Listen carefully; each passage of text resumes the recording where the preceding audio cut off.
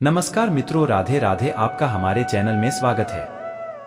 माता कैकेयी भगवान राम को अपने पुत्र भरत से भी अधिक प्रेम करती थी, तो क्या सिर्फ मंथरा के कहने से वह भगवान राम के लिए 14 वर्षों का वनवास कैसे मांग सकती थी? आइए जानते हैं। रामायण की कथा के अनुसार माता कैकेयी ने अपने पुत्र को राज सिंहासन पर बैठने के लिए भगवान राम को 14 वर्ष के वनवास पर भेजा था। माता कैकेयी ने इस वजह से मांगा था भगवान राम के लिए वनवास। तो दोस्तों, आइए जानते हैं विस्तार से। अयोध्या में ही नहीं, इस वक्त पूरे देश में प्रभु श्री राम नाम की गूंज है। इस खास मौके पर हम आपको राम भगवान के वनवास से जुड़ी कहानी बताने वाले हैं, जिनसे यह पता चलता है कि आखिर माता कैकेयी ने भगवान राम लिए 14 वर्ष का वनवास क्यों मांगा था।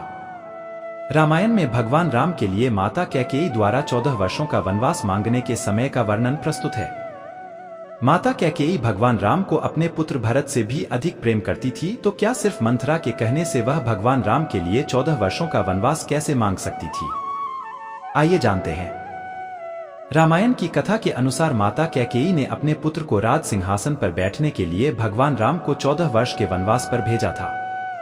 भगवान राम के लिए राजा दशरथ से वनवास मांगने के बाद माता कैकेयी को समस्त संसार में घृणा का पात्र बना दिया था। पौराणिक कथाओं के अनुसार यह माना जाता है कि माता कैकेयी को यह पता था कि ऐसा करने के बाद समस्त संसार में वह घृणा का पात्र बनकर रह जाएंगी। इसके बावजूद उन्होंने कुछ विशेष कारणों के चलते यह काम किया था। माना जाता है माता कैकेयी ने राजा दशरथ अथवा रघुवंश को बचाने के लिए भगवान राम के लिए 14 वर्ष का वनवास मांगा था।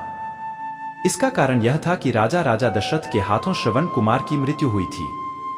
श्रवण कुमार के पिता ने राजा दशरथ को यह श्राप दिया था कि जिस प्रकार वह पुत्र वियोग में मर रहे हैं, उसी प्रकार राजा दशरथ की मृत्यु भी पुत्र वियोग के कारण होगी। दरअसल रानी कैकेयी राजा अश्वपति की पुत्री थी और अश्वपति के राजपुरोहित श्रवण कुमार के पिता रतन ऋषि थे। रत्न ऋषि ने महारानी कैकेयी को बताया था कि राजा दशरथ की कोई भी संतान गद्दी पर नहीं बैठ पाएगी।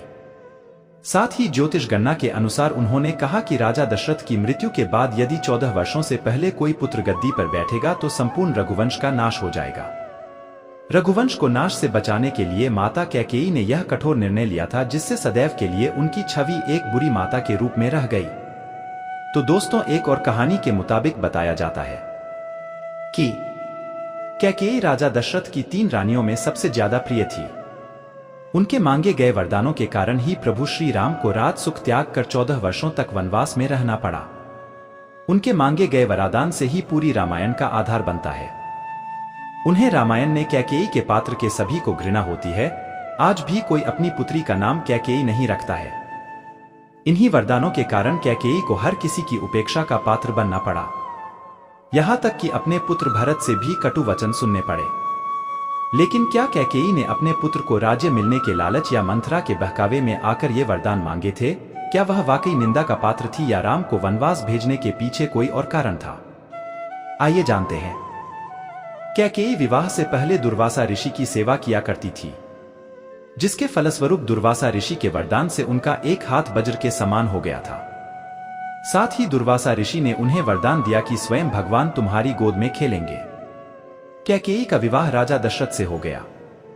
जब एक बार देवों और असुरों में युद्ध हुआ तो देवराज इंद्र ने राजा दशरथ को सहायता के लिए बुलाया। रानी कैकेयी भी उस समय सारथी बनकर राजा दशरथ के साथ गई।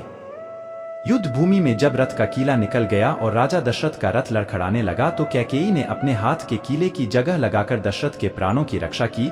जिसके बाद राजा दशरथ ने कैकेयी से 2 वरदान मांगने को कहा, लेकिन कैकेयी ने यह कहकर टाल दिया कि समय आने पर वे वरदान मांग लेंगी।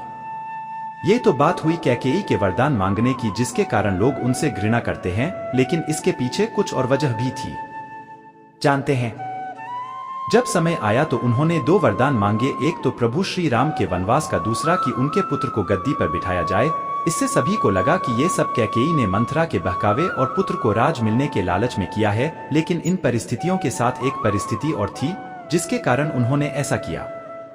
कैकेयी राजा अश्वपति की बेटी थी और श्रवण कुमार के पिता रत्न ऋषि राजा अश्वपति के राजपुरोहित थे और रत्न ऋषि ने ही कैकेयी को सभी शास्त्र वेद पुराण की शिक्षा दी थी। उन्होंने कैकेयी को बताया कि राजा दशरथ की कोई संतान राजगद्दी पर नहीं बैठ पाएगी और साथ ही ज्योतिष गणना के आधार पर बताया कि दशरथ की मृत्यु के पश्चात यदि 14 वर्ष के दौरान कोई संतान गद्दी पर बैठ भी गया तो रघुवंश का नाश हो जाएगा। कैकेयी ने इस बात को अपने अंदर आत्मसात कर लिया। कैकेयी प्रभु श्री राम से बहुत प्रेम करती थी। यह बात कैकेयी भलीभांति जानती थी। प्रभु श्री राम राजा दशरथ के ज्येष्ठ पुत्र थे।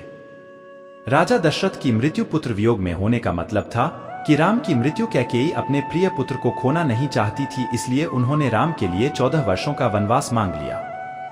साथ ही कैकेयी नहीं चाहती थी कि उनका प्रिय पुत्र रघुवंश के नाश का कारण बने और उन्होंने यह वरदान मांगा कि उनके पुत्र को राज्य दिया जाए। सभी की भलाई के लिए कैकेयी ने अपने पुत्र की घृणा को भी स्वीकार कर लिया। प्रभु श्री राम ने स्वयं माता कैकेयी को कभी गलत नहीं कहा। साथ ही जब भरत ने अपनी माता को कटु वचन कहे तो प्रभु श्री राम ने उन्हें रोका।